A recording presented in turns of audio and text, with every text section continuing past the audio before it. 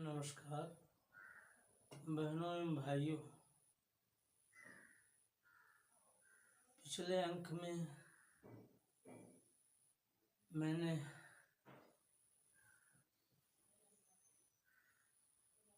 पश्चिम बंगाल के राजकीय आरजीकर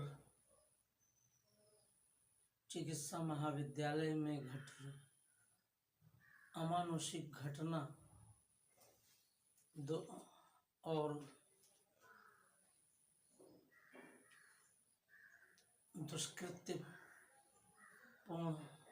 कृत्य के संदर्भ में मुख्य तौर से समाज, धर्म, ईश्वर और कानून के भय के संदर्भ में इसकी उपयोगिता को लेकर आप सबके सामने विचार व्यक्त किया। अब मैं मूल विषय पर आ रहा हूं। यद्यपि इस तरह की घटनाएं देश के सभी क्षेत्रों में कहीं न कहीं घट रही हैं, कहीं मासूम बेटियों, नाबालिगों के साथ सामूहिक दुष्कर्म हो रहे हैं, कहीं दुष्कर्म करके हत्या भी कर दी जा रही है, कहीं उनका अश्लील वीडियो बनवाकर उनका ब्लैकमेल किया जा रहा है। ये घटनाएं जिस तरह से घट रही हैं और थमने का नाम नहीं ले रही हैं, तो इसके पीछे के समाज के बदलते वैश्वीपन संबंधी प्रवृत्ति को विशेष तौर से देखा जाना चाहिए। धीरे धीरे विदेशियों ने भारत को आखिरकार अपने चंगुल में फंसा ही लिया।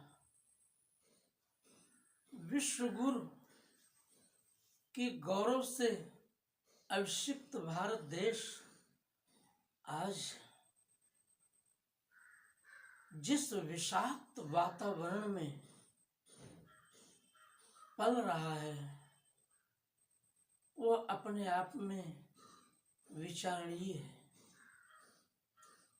ये सब क्रमशः जो विदेशी कामुक दुष्प्रभाव हमारे देश में निरंतर परोसे गए,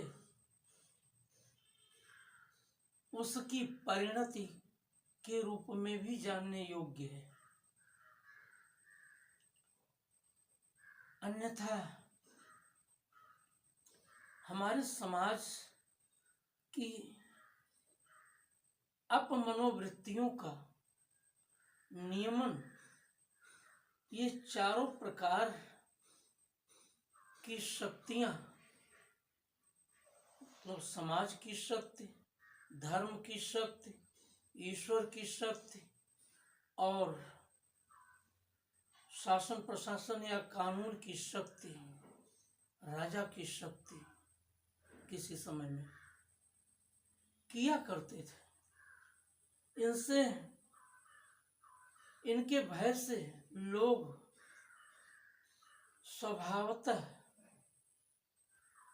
अनुशासित और स्वाभाविक रूप से मर्यादित बने रहते थे। आज उसका स्थान पूर्णतः उच्छृंखलता ने, स्वर्ण वृत्ति ने और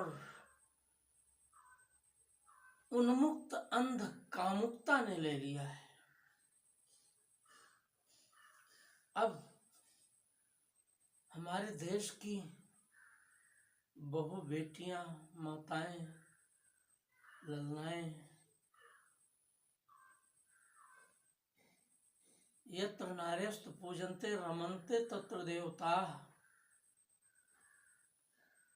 की अवधारणा से संपूजित नहीं, बल्कि आज वे ऐसे वैशी इरादों की के वैशीपन की क्षुधा को तृप्त करने का माध्यम मात्र बन करके रह गई है। जिस तरह से भोगवादी प्रवृत्ति ने हमारे समाज को निगलना शुरू किया है, इस पर जितना कुछ भी आज मर्यादा बनी है वो सब पूर्व के संस्कारों को कह लीजिए, और इधर स्वामी रामदेव जी जैसे, प्रधानमंत्री नरेंद्र मोदी जी जैसे, योगी आदित्यनाथ जी जैसे जो संयमशील, सदाचार पारायण, समाज उन्नायक और राष्ट्र उन्नायक व्यक्तित्व हैं, इनके प्रभाव का परिणाम है। अन्यथा पाश्चात्य से जो गंदे नालों का प्रवाह हमारे देश की ओर उमड़ा, उसने लगभग पूरे देश को निगल ही लिया है। आज जहां चलचित्रों के माध्यम से और दूसरे सीरियलों के माध्यम से कामुक साहित्य परोसे जा रहे हैं, तमाम पत्र पत्रिकाएं इसी तरह की प्रवृत्तियों को परोसने का कार्य कर रही हैं। मोबाइल फोन में तमाम अश्लील वीडियो इस सब के कार्य क्षेत्र में लगे हुए हैं, जिसकी वजह से पूरे हमारे देश के चाहे बाल पीढ़ी हो, चाहे युवा पीढ़ी हो, चाहे वृद्धों की पीढ़ी हो, सबको उस पाश्चात्यवर्ती विभत्स कामुकता के प्रवाह ने एकदम अपने आगोश में ले लिया है। और चाहे जितना आज कड़ा कानून बना दिया जाए, लेकिन उस सबका उन दुष्टों, उन वहशी इरादों वाले लोगों पर कोई प्रभाव पड़ता नजर नहीं आ रहा है। कानून बनने के बाद भी उसका कोई भय, न्याय का भय, न्यायपालिका का भय, पुलिस का भय, शासन का भय कहीं देखने में, समझने में आता ही नहीं। उसका कारण यही है कि जिस तरह से मानवतावादी रुख हमारे देश में स्वतंत्रता के पूर्व से ही कानून के संबंध में अपनाया जाने लगा, उसका भी खामियाजा इस रूप में हमारे सामने है।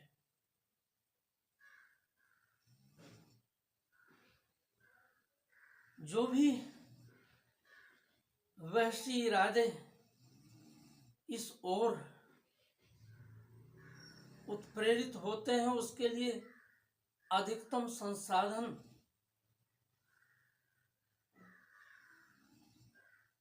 विदेशी शक्तियों के माध्यम से निरंतर परोसे जाते रहे हैं,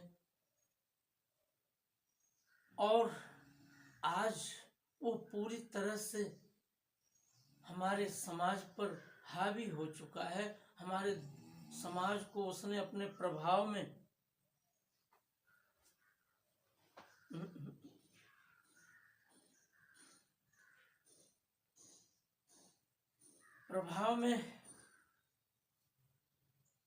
जिस तरह से हमारा पूरा समाज आता गया है। फैशन की दुनिया में अंग प्रदर्शन ने जिस तरह से हम पर असर डाला है, इसी तरह से तरह तरह के पहनावों ने जिस तरह से हमारे देश की युवा पीढ़ी को विकृत मानसिकता का बनाने में योगदान किया है, उस सब का प्रभाव हमें आज समाज में देखने को मिल रहा है, देश में देखने को मिल रहा है।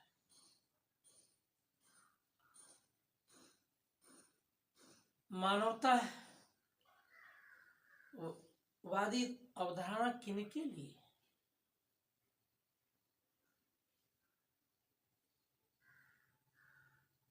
क्या अपराधियों के लिए? क्या हिंसक लोगों के लिए? क्या वैश्य इरादे वाले लोगों के लिए उनका कोई मानवाधिकार रह भी जाता है?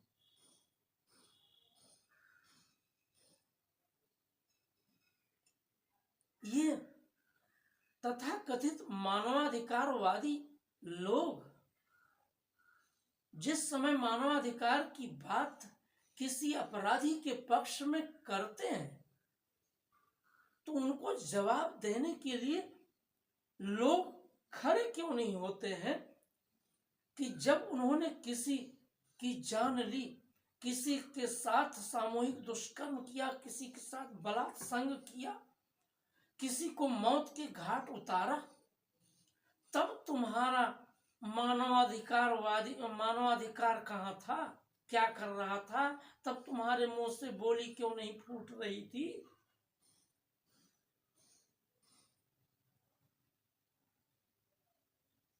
तब तो तुम चुप थे। और जैसे किसी अपराधी को मृत्यु दंड न्यायाधिकरण द्वारा दिया जाता है, तो ये हाय तौबा मचाने लगते हैं।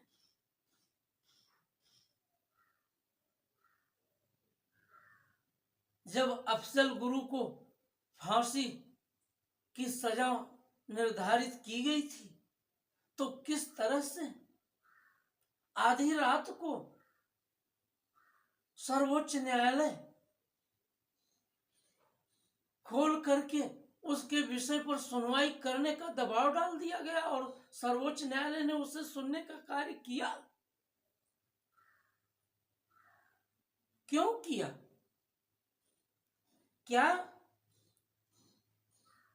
जो प्रमाणित, सिद्ध और जिसको आपने ही मृत्यु दंड देने का कार्य कर दिया है उनके अपराध के कारण, फिर उस पर इतनी हाय तौबा? जो मानवाधिकारवादी और ये हमारे देश के लुटियंस गैंग और टूल किड्स समूह, ये तथाकथित देश विरोधी पत्रकार और शुद्ध डकैती करने वाले वकील कपिल सिब्बल जैसे, अभिषेक मनु सिंघवी जैसे केवल धन उगाह करके और देश की न्याय व्यवस्था को जैसे तैसे अपने कुतर्कों से, अपने काले कारनामों से पंकिल करने वाले वकील उतर करके मैदान में आ जाते हैं। दुख होता है।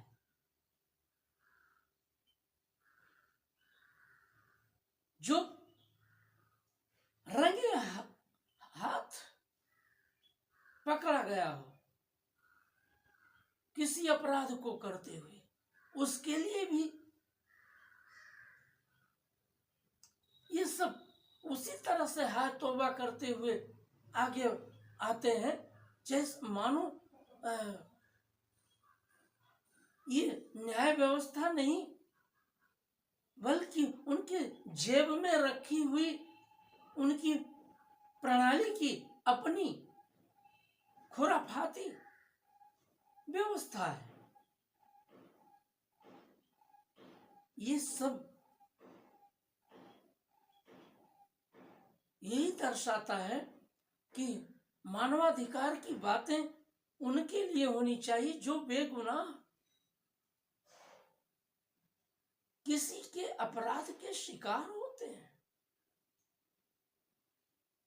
जिस समय कश्मीर में कश्मीरी पंडितों को मारा काटा जा रहा था, उनके मानवाधिकार के लिए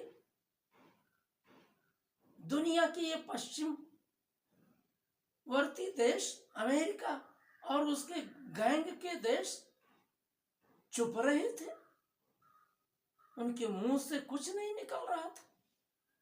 इसी तरह से हमारे देश में जो ऐसे देश विरोधी और मानवता के विरोधी तत्व हैं, वो ऐसे मामलों में मौन हो जाते हैं और जहां किसी अपराधी को मृत्यु दंड दे दिया जाता है तो उनकी जबान मुखर हो उठती है। जबान मुखर होनी चाहिए। जिसके साथ अत्याचार हुआ है, अन्याय हुआ है, दुराचार हुआ है, उसके लिए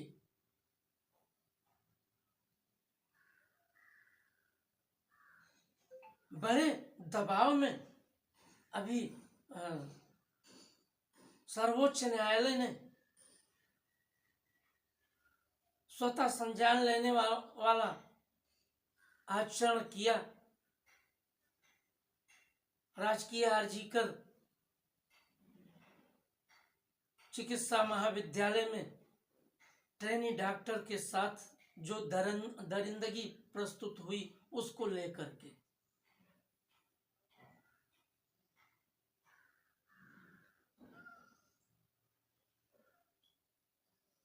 दौड़े दौड़े राहुल गांधी मणिपुर चले गए थे।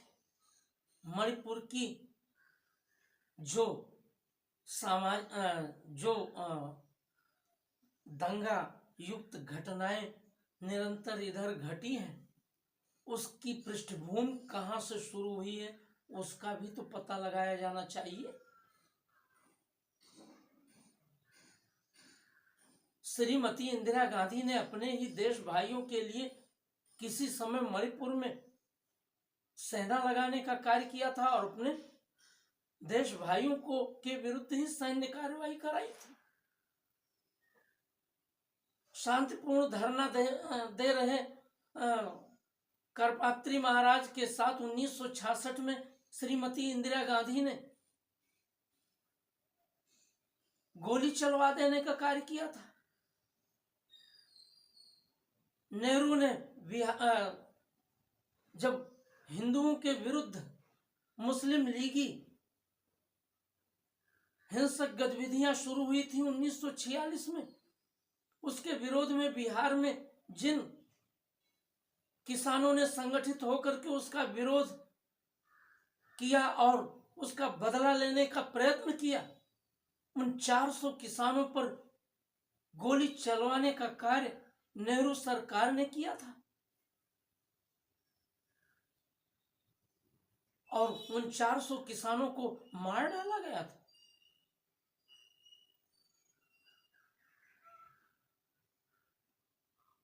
तब और अभी हाल संदेश खाली में वहां की महिलाओं के प्रति शाहजहां शेख के द्वारा जो यौन शोषण और उनकी संपत्तियों का, उनकी जमीनों का हरण करने का कार्य किया गया था, राहुल गांधी क्यों नहीं गए वहां? एक के पक्ष में बोलोगे, दूसरे के पक्ष में मौन इसलिए रहोगे कि कहीं उससे आपको राजनीतिक नुकसान न हो जाए, तो ये देशद्रोह ही कहलाने योग्य होगा। देश में जहां भी गलत किसी बेगुनाह के प्रति जो भी हिंसाचार होता हो, चाहे मणिपुर में हो, चाहे संदेश खाली में हो, सब जगह उसका विरोध करने के लिए सबको तत्पर होकर के मुखर होना चाहिए। अभी बांग्लादेश में जो वहां हिंदुओं की हत्या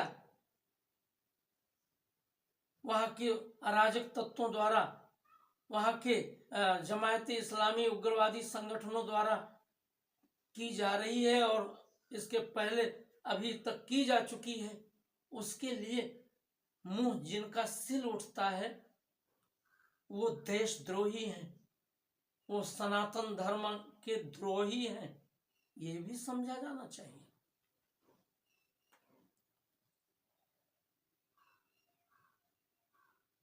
सिर्फ दुशासन ने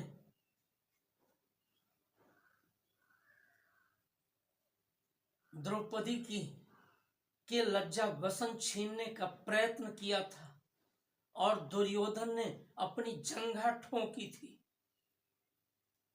उसका परिणाम दुशासन की भुजा उखाड़ डाली गई, उसकी छाती का लहू लेकर के द्रौपदी के बाल धोए गए और दुर्योधन की जंघा तोड़ दी गई गदा से। ऐसा दंड जब सीधे सीधे ऐसे अमानुषिक कृत्य करने वाले उस ट्रेनी महिला डॉक्टर के विरुद्ध, सामूहिक दुष्कर्म और हत्या के कृत्य के विरुद्ध जब इस तरह की कार्रवाई कठोरतम रूप में और यथाशीघ्र होगी, सालों साल मुकदमा चलता रहता है, लोअर कोर्ट से लेकर सुप्रीम कोर्ट तक। 16 साल लग गए इस देश की प्रधानमंत्री श्रीमती इंदिरा गांधी की हत्या से संबंधित प्रकरण का निर्णय आने में। कौन इस न्याय व्यवस्था पर विश्वास करेगा? और उस पर तुर्रा यह कि कपिल सिब्बल और अभिषेक मनु सिंघवी जैसे वकील बस अपराधियों को बचाने के लिए कूद पड़ते हैं मैदान में अपने कुतर्कों के साथ। हैदराबाद में महिला पशु डॉक्टर के साथ जो दरिंदगी हुई थी, उसका निराकरण पुलिस के द्वारा एनकाउंटर करके जिस तरह से उन दरिंदों को निपटाने का कार्य किया गया था, उसको हर मानवतावादी, जो सच्चा मानवतावादी है, प्रदर्शन करने वाला नहीं, उस सब ने प्रशंसित किया था। लेकिन कपिल सिब्बल जैसे लोगों को बड़ा दुख हुआ था। 20 वर्ष 50 वर्ष मुकदमे चलते रहे, न्यायपालिका में प्रकरण सड़ते रहे, 2-4 महीने का दंड पाने वाला राजा राम 35 वर्ष तक विचाराधीन कैदी के रूप में जेल में सड़ जाए, उसकी जिंदगी तबाह हो जाए। यही न्याय व्यवस्था है।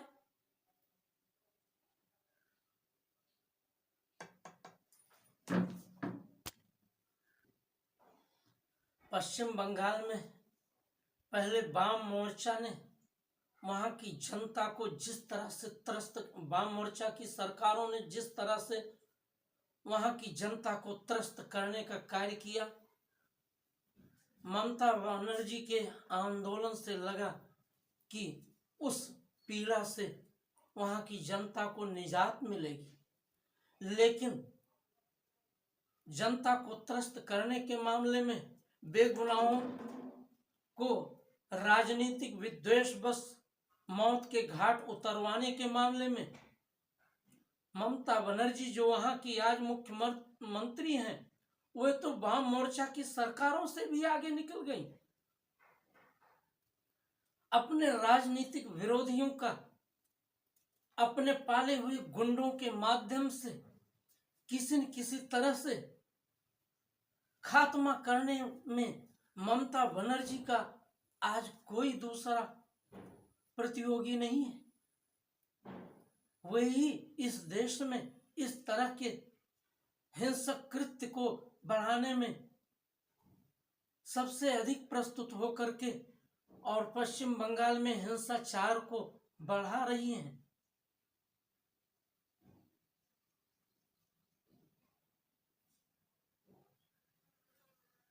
चुनाव तो देश की शासन व्यवस्था को सुचारू रूप से चलाने के लिए होता है। कोई भी मुख्यमंत्री बने, कोई भी मंत्री बने, उसका कर्तव्य होता है कि जिसने वोट दिया उसका भी कल्याण, और जिसने वोट नहीं दिया उसका भी कल्याण, और जिसने अब उसके अलावा किसी दूसरे को वोट दिया उसका भी कल्याण करना शासन का कर्तव्य हो जाता है। लेकिन ममता बनर्जी तो केवल बदले की भावना से वहां आचरण कर 13 वर्ष से आचरण कर रही है। वहां हिंदुओं को जिस तरह से मौत के घाट उतारने का, कई हजार हिंदुओं को मौत के घाट उतारने का कार्य उनके इस 13 वर्ष के शासन काल में हुआ है, उस सब पर आखिर न्यायाधिकरण की आंख क्यों नहीं खुलनी चाहिए? स्वतः संज्ञान संदेश खाली में महिलाओं के प्रति यौन शोषण के मामले में सर्वोच्च न्यायालय ने क्यों नहीं लिया? ये तो कहिए कि वहां का हाई कोर्ट क्रियाशील है और उसने इस सब के प्रकरण को में ममता बनर्जी को हमेशा कटघरे में खड़ा करने का कार्य किया। लेकिन कटघरे में खड़ा करने से क्या होता है?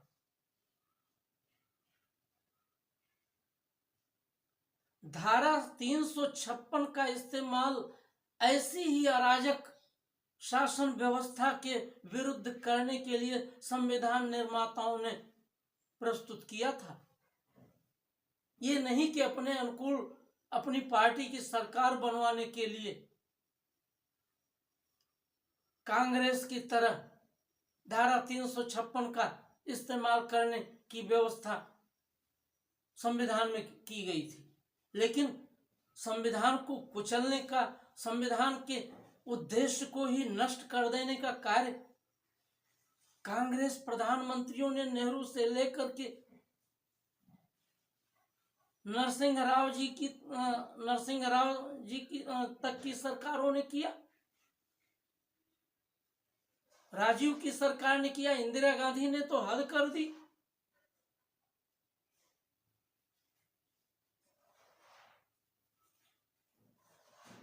तो धारा 356 का इस्तेमाल केंद्र सरकार को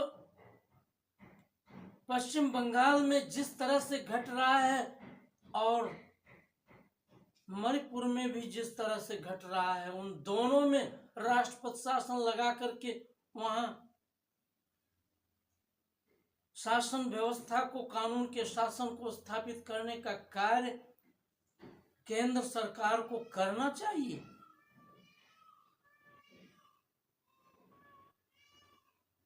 पश्चिम बंगाल में जो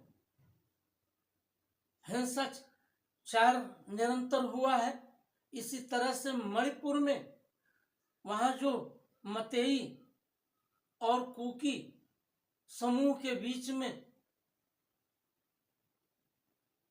कई दशकों से चला आ रहा संघर्ष विराम लेने का और समाप्त होने का नाम नहीं ले रहा है। इसके सब के लिए किसी एक सरकार को दोषी नहीं ठहराया जाना चाहिए। प्रथमतः तो इसके लिए कांग्रेस सरकारें दोषी हैं, क्योंकि वहां इस तरह की प्रवृत्ति को पनपाने में कांग्रेस सरकारों ने ही सबसे अधिक भूमिका निभाई है।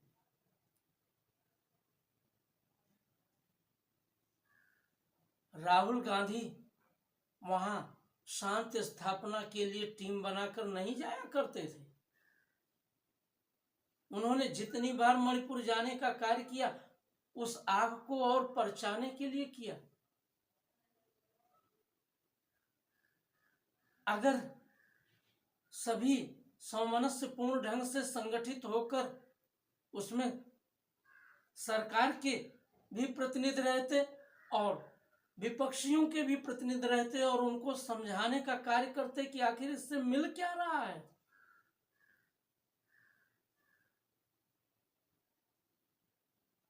और वहां किसी माँ बहन बेटी के साथ जो दुर्व्यवहार हुआ भीषणतम रूप में,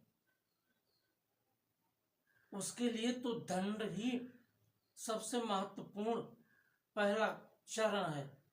समाज को संवारने के लिए एक वातावरण बनाए जाने की जरूरत होती है, लेकिन पश्चिम बंगाल की स्थिति उससे उलट है।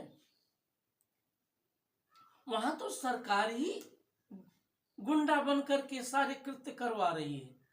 उसके ही पाले हुए गुंडे वहां अशांति को फैला रहे हैं। उसके मंत्री भ्रष्टाचार के बड़े बड़े कारनामे देश के सामने रख रहे हैं। तो उस परिस्थिति में ये संदेहास्पद तो है ही कि उस बेटी को, उस ट्रेनी डॉक्टर को जो हवस का शिकार बना करके उसकी हत्या करने का कार्य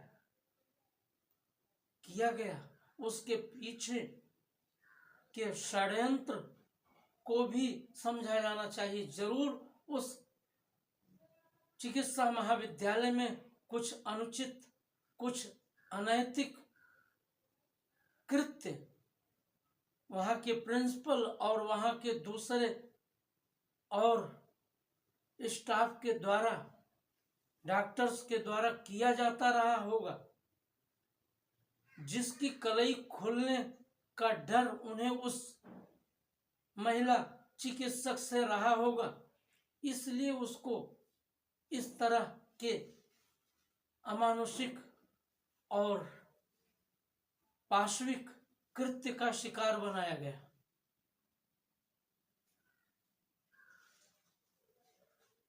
इस सब मामले में मैं आज इस बात के लिए आश्वस्त हूं कि उत्तर प्रदेश में जो भी ऐसा दुर्धर्ष, अमानुषिक कृत्य, पाशविक कृत्य, दानवी कृत्य करने के लिए हाथ बढ़ते हैं, उनके विरुद्ध कड़ी कार्रवाई यहाँ की पुलिस और यहाँ की सरकार द्वारा की जाती है। लेकिन मैं इससे आगे अपने देश और अपने समाज को देखने का हिमायती हूं। घटना घटने के बाद अपराधियों में भय उत्पन्न किया जाए, उनको कठोर दंड दिया जाए। इससे कहीं श्रेयस्कर समाज का वो सचेतन जागरण किया जाए जिसकी की आवश्यकता आज है, क्योंकि सबके लिए पहरा नहीं बैठाया जा सकता। 1000 आबादी पर 1-2 पुलिस मात्र होती है। अगर कानून का भय ही नहीं होगा तो पुलिस क्या कर पाएगी? वो तो खुद विकरू कांड जैसा हिंसा का शिकार हो जाएगी। तो जरूरत है कि सभी स्तरों पर एक साथ कार्य हो। जो अश्लील सामग्रियां परोसी जा रही हैं, सेंसर बोर्ड उसको पूरी तरह से बैन लगाने का कार्य करे। कहीं किसी भी रूप में जो अश्लील साहित्य पाठकों के सम्मुख आ रहे हैं, वीडियोज आ रहे हैं, दृश्य आ रहे हैं, उनको पूरी तरह से समाप्त किया जाना चाहिए। और उसके साथ साथ फास्ट ट्रैक कोर्ट में कठोरतम दंड,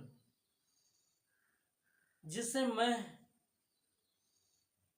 मानता हूं कि मृत्यु दंड से भी भयंकर हो, वो दिया जाना चाहिए। वो यही हो सकता है कि अगर किसी माँ बहन बेटी की अस्मिता इज्जत लूटने का कोई कार्य करे या उसके साथ सामूहिक दुष्कर्म की घटना हो, तो जो भी अपराधी हैं उनके दोनों हाथ सरे बाजार में काट करके फिर उसकी चिकित्सा करा करके उनको पूर्णतः लूला कर दिया जाए और उनको पूर्णतः नपुंसक कर दिया जाए कि वो प्रमाण पत्र लेकर समाज में घूमे कि अगर इस तरह का कृत्य कोई दूसरा करेगा तो उसकी भी यही दशा होगी। तब जाकर के इस तरह की प्रवृत्तियां रुकेंगी, नहीं तो नहीं रुकने वाली हैं। बिनु भय होए न प्रीत। मैंने पहले भी बताया है कि आज समाज धर्म, ईश्वर और कानून का भय लोगों के सिर से दूर हो चुका है, जिसका दुष्परिणाम है कि आए दिन ऐसी घटनाएं, ऐसी पाशविक प्रवृत्तियां, ऐसे दानवी कृत्य रोज बरोज हो रहे हैं और उनकी संख्या हजारों से बढ़कर के लाख तक पहुंच रही है।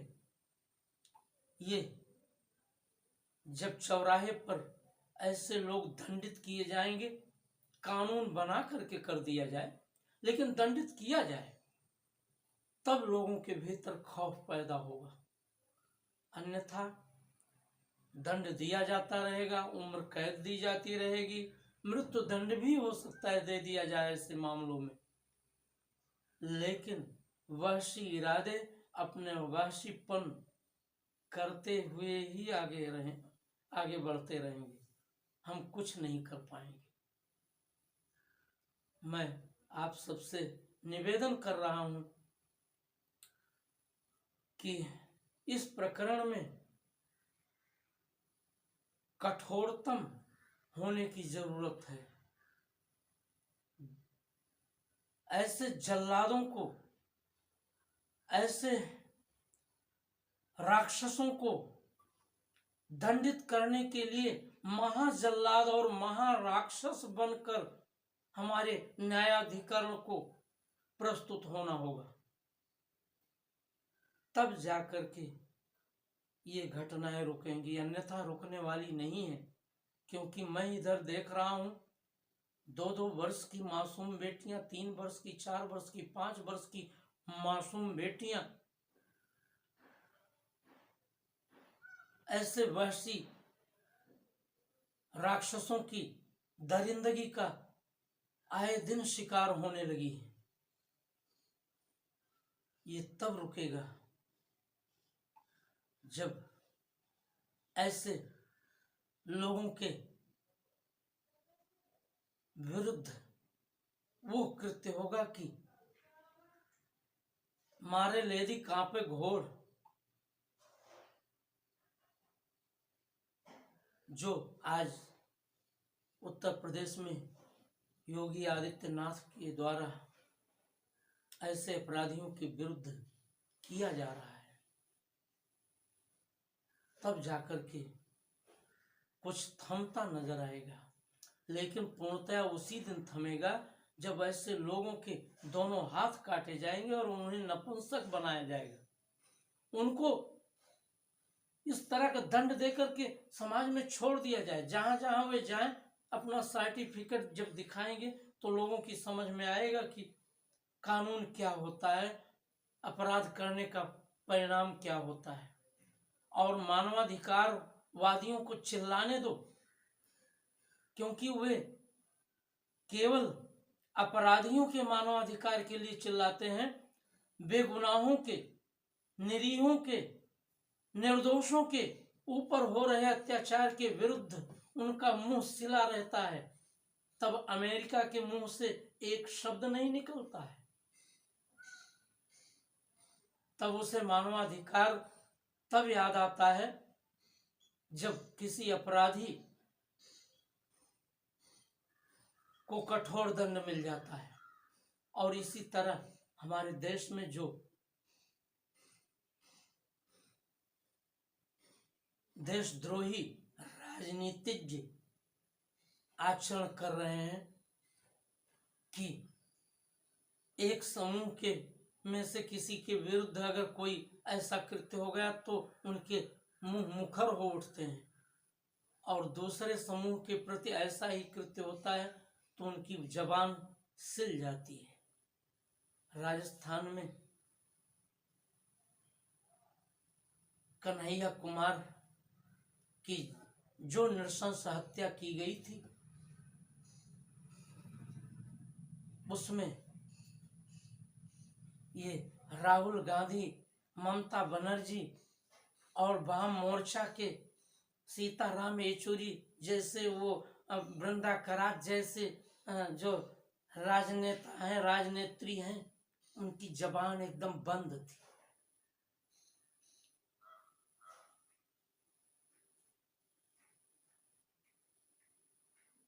आखिर उसने क्या गलती कर दी थी? और जो उसने विचार व्यक्त किया था, आज उसकी आवश्यकता तो है, क्योंकि एक समूह सिर तन से जुदा का नारा लगाएगा, और वो भी भारत में।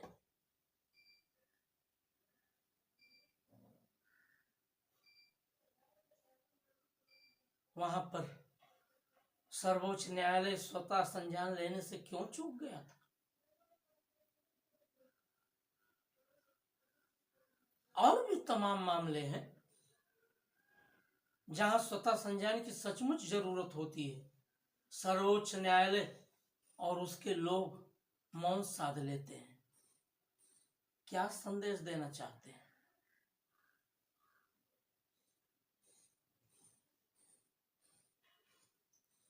55-60 लोग शाहीन बाग कांड में जो दंगे के शिकार हुए, उसमें क्या राहुल गांधी की और दूसरे राजनेताओं की भूमिका नहीं है, जो मुस्लिमों को उसके लिए उकसाने में लगे हुए थे और वहां धरना प्रदर्शन कर रहे थे और उसको अंततः दंगे के रूप में अंजाम देने का कार्य किया था? आखिर उन 50-60 लोगों की जो उस दंगे में मौत हुई, उनका मानवाधिकार संरक्षित करने की जिम्मेदारी किसकी है? राहुल गांधी तो शाहीन बाग कांड को बढ़ाने में लगी हुई थी। ममता बनर्जी उसका समर्थन कर रही थी। अब आज ममता बनर्जी, अरे तुम्हारा ही दोष है और तुम रैली निकाल रही हो कि दोषी को फांसी दो। अरे तुमने यही कार्य किया होता, दोषियों को फांसी के तख्ते तक पहुंचाने का कार्य अगर तुमने किया होता तो उस महिला ट्रेनिंग डॉक्टर के साथ इस तरह की घटना न घटती। लग गई अपराधी को ही बचाने में। जो जो उसमें सम्मिलित थे उस पर आवरण डालने में। यही आपका मुख्यमंत्रित्व है। और सब इंडिया अलायंस वाले इस मामले में मौन साधे हुए अवसर देख रहे हैं कि कब हमें बोलने का मौका मिल जाए और कब हम अपनी राजनीतिक गोटी फिट करने के लिए बोलना शुरू कर दें। ये चलेगा नहीं, इसको रोकना होगा। जनता इसको खूब समझती है। आपको भी समझना होगा कि जनता को बार बार बेवकूफ नहीं बनाया जा सकता। जो भी देश के विरोध में आचरण इंडिया अलायंस के लोगों द्वारा किया जा रहा है, उसके नेताओं द्वारा किया जा रहा है, इसमें राहुल गांधी विशेष मुखर हैं। विदेश में हमारे देश का विरोध करने के लिए जाते हैं। लोकतंत्र भारत में नहीं है। तुम सत्ता में रहो तो लोकतंत्र है, तुम सत्ता से बाहर रहो तो लोकतंत्र मर रहा है। ये कौन सी परिभाषा हुई? संविधान को कुचलने का कार्य तुम करो, तुम्हारी पार्टी करे और दोष दूसरे लोगों को दिया जाए। ये क्यों होना चाहिए? ये सब विचारणीय विषय है। और फिर मैं यही इतना आप सबसे प्रार्थना करते हुए कह रहा हूं कि शासन प्रशासन और संसद को उस कठोर कानून बनाने के लिए दबाव डालने की जरूरत है जिसमें ऐसे दुष्कृत्य करने वाले लोगों के दोनों हाथ और उसमें सहयोग करने वालों को भी कठोर दंड का प्राविधान किया जाए। ऐसी व्यवस्था की जाए, तब जाकर के ऐसे अपराध रुकेंगे। और इसी की आज जरूरत है। देश में बहुत अराजकता का पानी बह चुका है, अब उसको बंद किया जाए। ऐसे घिनौने कृत्य, ऐसे पाशविक कृत्य, ऐसे राक्षसी कृत्य इतना ज्यादा हो चुके हैं कि अब और इस तरह की घटना को रोका नहीं गया तो देश भयावह स्थिति को प्राप्त होगा। मैं चाहता हूं कि ये विचार, ये संदेश, ये दृष्टिकोण संसद तक, संसद की गलियों तक, उसके नुमाइंदों तक जरूर पहुंचे और ऐसे कठोर कानून बनाए जाएं। क्योंकि अरब में ऐसा कृत्य करके, सऊदी अरब में ऐसा कृत्य करके कोई बच नहीं सकता। उसको पत्थर मार मार करके बीच चौराहे में मृत्यु दंड दे दिया जाता है। बस दूसरे लोग सहम जाते हैं। इसलिए ऐसी घटनाएं वहाँ भारत जैसे देशों की अपेक्षा नहीं घटा करती है। आज बस इतना ही। धन्यवाद। जय हिंद।